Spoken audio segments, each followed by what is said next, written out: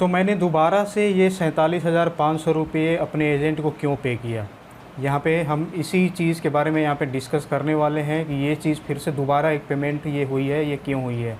अभी जैसे आपको ये पता है कि मैंने अपने ऑस्ट्रेलिया पीआर के लिए, यानी इंडिया से ही ऑस्ट्रेलिया पीआर के लिए मैं अपनी फ़ाइल को प्रोसेस करवा रहा हूँ, ठीक है।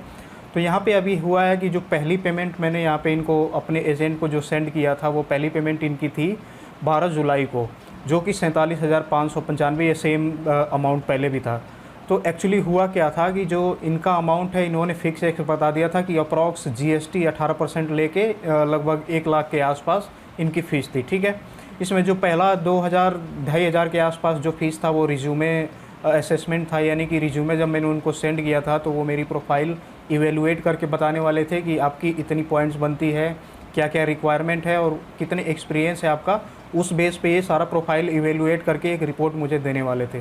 तो उसके लिए पहली पेमेंट यहाँ पे जो गई थी वो लगभग 2600 या 2300 समथिंग कुछ था विथ जीएसटी। उसके बाद से जब मेरा पूरा प्रोफाइल यहाँ पे आ गया था, रिपोर्ट एक बन के आ गई थी कि मैं इस टाइप के वीज़ा के लिए, यानी कि 491, 189 और 190, ये 3 तरीके के वीज़ा होते हैं। तो इसमें मेरा जो असेसमेंट आया था, जो रिपोर्ट आई थी, वो आई थी 491 के लिए, क्योंकि मेरा जो पीटी का भी था वो 66 ओवरऑल था, बट एक मॉड्यूल में मेरा 63 की वजह से 491 अप्लाई अभी हम कर रहे हैं। जिस हिसाब से मेरा पॉइंट लगभग बनता है, लगभग 70 के आसपास में मेरा पॉइंट बन रहा है, तो इसलिए 491 की तरफ अभी हम जा रहे हैं। तो ये जो सेकेंड इंस्टॉलमेंट थी, इसके लिए भी ये हुआ था कि मंथ जो जुलाई मंथ है उसके फर्स्ट या सेकेंड को ही मेरी एजेंट से बात हुई थी। उस समय उन्होंने बोला था कि ये आपकी पूरी फीस है 18% जीएसटी के साथ, आप चाहे तो एक साथ दे सकते हैं या तो फिर आप इसको ब्रेक करके इंस्टॉलमेंट में दे सकते हैं। लेकिन इंस्टॉलमेंट की जो दूसरी डेट होगी वो इसी मंथ की एंड में होगी, यानी कि 31 को। तो फिर मैंने पहली जो पेमेंट कर दिया था वो पेमेंट लगभग 12 जुलाई, जैसे मैंने आपको बताया। फिर दूसरी पेमेंट की ड्यू थी 31 जुलाई, बट एजेंट की तरफ से जिससे मेरी इनिशियल बात हुई थी, तो वो एजेंट ने हो सकता है कि सिस्टम में अपने 31 नहीं ऐड किया था, वो 29 या 28 या 29 जुलाई ऐड कर दिया था। तो 29 जुलाई को ही फ़ोन आ गया सेल्स की साइड से कि आप अपना जो ड्यू अमाउंट है वो पे करिए। तो सबसे एक चीज़ बुरी भी लगती है कि अभी देखिए, जैसे मान ले हमने यहाँ पे प्रोसेस कर रहे हैं, इनके भरोसे पूरी यहाँ पे फ़ाइल दे रखे हैं, अपने पूरे पैसे यहाँ पे लग रहे हैं। लेकिन अब ये क्या करने वाले हैं कि मान लीजिए ये पूरे पेमेंट, अपना सिर्फ पेमेंट अगर ये अपने पास रख लिए तो इनकी तो सिरदर्दी लगभग ख़त्म होगी। लेकिन वही है कि अब हमें ये फ़ाइल लगवानी है, हमें ज़रूरत है, तो इसीलिए इनके साथ रहना भी ज़रूरी है, इनके कंडीशन पे भी हमको चलना पड़ेगा। उम्मीद करता हूँ कि आगे चल के ये सब कुछ सही रहे। इसके लिए आप ये है कि वीडियो को ज़्यादा से ज़्यादा अगर आप शेयर करेंगे, लाइक करेंगे और अपने दोस्तों या अपने फैमिली मेम्बर के साथ इसको शेयर करेंगे, चैनल को सब्सक्राइब करेंगे, तो हमारा चैनल ग्रो होगा। और जो चैनल ग्रो होगा, इसकी वजह से क्या होगा कि जो एजेंट है, एक तो ये हमारे साथ गलत नहीं करेगा, अगर गलत वो कर दिया तो मैं पूरे ग्लोबली लेवल पे उस एजेंट का, उसकी जो एजेंसी है, जो कंपनी है, उसके नेम के हिसाब से मैं सबको यहाँ पे बता दूंगा, ताकि कोई भी आगे आने वाले फ्रॉड से बच जाए।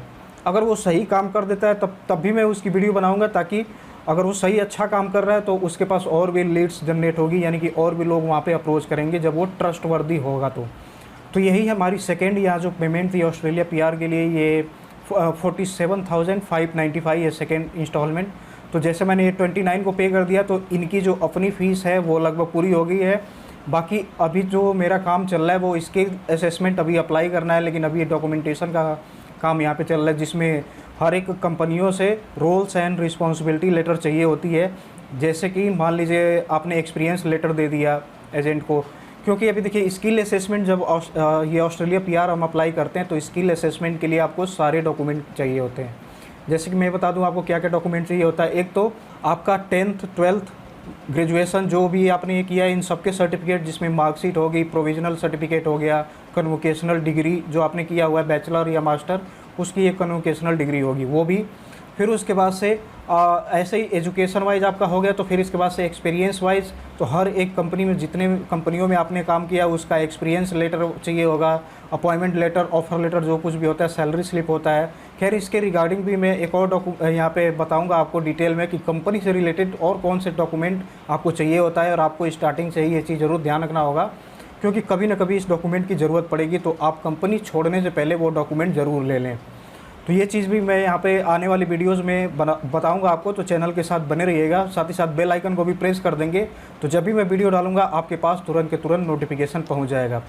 तो यहाँ पे आगे की वीडियो में मैं आपको कंपनी से रिलेटेड जितने भी डॉक्यूमेंट्स वगैरह चाहिए होता है उनके बारे में पूरा डिटेल में बताऊँगा। साथ ही साथ जो अभी पीटीई का भी कुछ यहाँ पे कई लोगों को समस्या आ रही है कि पीटीई कैसे क्लियर करें, किसी के कम नंबर आ रहे हैं या फिर कि क्या प्लानिंग करें और किस तरीके से वो तैयारी करें कि वो बिना एजेंट के ही आसानी से ही अपनी पीटी को क्लियर करने, बिना कोई कोचिंग ज्वाइन किए हुए आसानी से अपने सेल्फ प्रिपरेशन से ही उसको क्लियर कर दे। पिछले वीडियो मैंने बताया था कि मैंने कैसे 66 ओवरऑल बिना किसी कोचिंग ज्वाइन किए, बिना किसी एजेंट की हेल्प से मैंने खुद से प्रिपेयर करके और एग्ज़ाम मैंने दिया था तो 66 ओवरऑल कवर कर लिया था। ये आप भी कर सकते हो, ये ज़्यादा कोई डिफ़िकल्ट वाली बात नहीं है। उसका पूरा टेम्पलेट और सब कुछ मेरे पास है। अगर आप कमेंट करोगे, उस हिसाब से रिक्वेस्ट करोगे, तो मैं यहाँ पे उसकी एक पूरी सीरीज़ बनाऊंगा, यानी जिसमें आपको ये पता लगेगा कि किस एप्लीकेशन से आपको प्रिपरेशन करनी चाहिए। अगर उस एप्लीकेशन में इतना आता है तो रियल एग्ज़ाम में कैसा होएगा, रियल एग्ज़ाम का एक्सपीरियंस क्या होता है, सारा कुछ ये इसी सीरीज़ में आने वाला है। तो उम्मीद करता हूँ आपको वीडियो समझ में आ गया। मिलते हैं आगे एक वीडियो में, तब तक के लिए धन्यवाद।